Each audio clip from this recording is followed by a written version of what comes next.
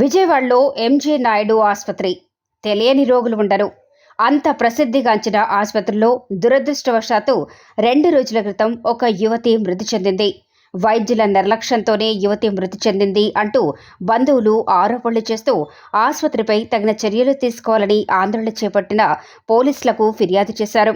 సంఘటన జరిగి 48 గంటలు గడుస్తున్నా ఆసుపత్రి యాజమాన్యం స్పందించకపోవటం కొన్ని అనుమానాలకు తావిస్తోంది. అసలు యాజమాన్యం అందుబాటులో లేకపోవటం అనుమానాలకు మరింత బలం చేకూరుస్తోంది. ఆసుపత్రిలో వైద్య సేవలు లేక ఇప్పటికే పోలీసు బందోబస్తుతో నిశ్శబ్ద వాతావరణం నెలకొంది. డిస్ట్రిక్ట్ హెల్త్ ఆఫీసర్ ఏర్పాటు చేసిన త్రిసభ్య కమిటీ నివేదిక వస్తే కానీ ఏం జరిగిందో తెలియని పరిస్థితి నెలకొంది.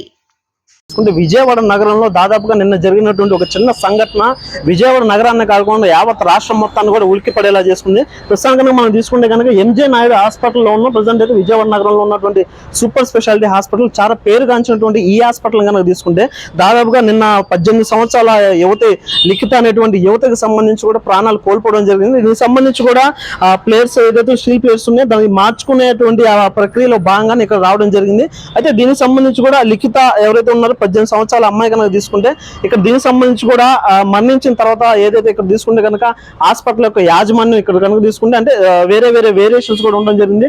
జాయింట్ రిప్లేస్మెంట్ కావచ్చు, ఆర్థోపెడిక్ సంబంధించి ఎక్కువగా పేరు మొదటగా వినిపించే పేరు ఏదంటే విజయవాడ నగరంలో MJ Naidu hospital super speciality. అయితే దీనికి సంబంధించి కూడా నగరంలో కనుక తీసుకుంటే ఆ అమ్మాయి ఏదైతే 18 సంవత్సరాల యువత ఏ అమ్మాయి అయితే ఉందో ఆ అమ్మాయికి సంబంధించి కూడా పూర్తిగా మరణం పట్ల అసలు ఎలా జరిగింది, ఏ సంఘటన సంభవించింది, వైద్యుల యొక్క నిర్లక్ష్యం వల్ల సంభవించిందా లేదంటే దానికి సంబంధించి ఏదైనా ఇచ్చేటువంటి ఇంజక్షన్లు పొరపాటు జరిగి సంభవించిందా అనేటువంటి విషయం ఏదైతే మీడియాకి ఇప్పుడు సంబంధించి కూడా ఎంజే నాయుడు ఆసుపత్రి ఏదైతే ఉందో ఎంజే నాయుడు ఆసుపత్రికి సంబంధించినటువంటి యాజమాన్యం ఎంజే నాయుడు గారు కావచ్చు, మరి వారి కుమారుడు రవికుమార్ కావచ్చు, దీనికి సంబంధించి కూడా ఎటువంటి విశ్లేషణ ఇవ్వడం కానీ దీనికి సంబంధించి మీడియా బ్రీఫింగ్ ఇవ్వడం కానీ ఎటువంటి ప్రక్రియ కూడా చేయలేదు. అయితే ఈ సంఘటనలన్నీ కనుక చూసుకుంటే దీని మీద చాలా కూడా అనుమానాలు వ్యక్తం అవుతా ఉన్నాయి. అయితే దీనికి సంబంధించి కూడా తల్లిదండ్రులు నిన్న దాదాపుగా కనుక తీసుకుంటే హాస్పిటల్ యాజమాన్యాన్ని కనుక మొత్తం ఒకసారి మొత్తం తీసుకుంటే నిన్న తీసుకుంటే ఏదైతే హాస్పిటల్ కింద ఉన్నటువంటి ఫ్లోర్ లో ఉన్నటువంటి ఐసీలో ఉన్నటువంటి ముఖ్యమైనటువంటి కొంతమంది రోగులను కూడా తీసుకెళ్లి వేరే వార్డుకి షిఫ్ట్ చేయడం జరిగింది. మరి దానికి సంబంధించి కూడా కొంతవరకు సిబ్బంది ఎప్పుడు కూడా కింద ఉండేవారు. అయితే కొంతమంది అధికారుల యొక్క ఒత్తిడి వల్ల లేదంటే మీడియా వాళ్ళు ప్రశ్నిస్తారనేటువంటి భయంతో కారణాల వల్ల వేరే బ్లాక్ వెళ్ళిపోవడం జరిగింది. అయితే దాదాపు కనుక తీసుకుంటే కనుక ఇక్కడ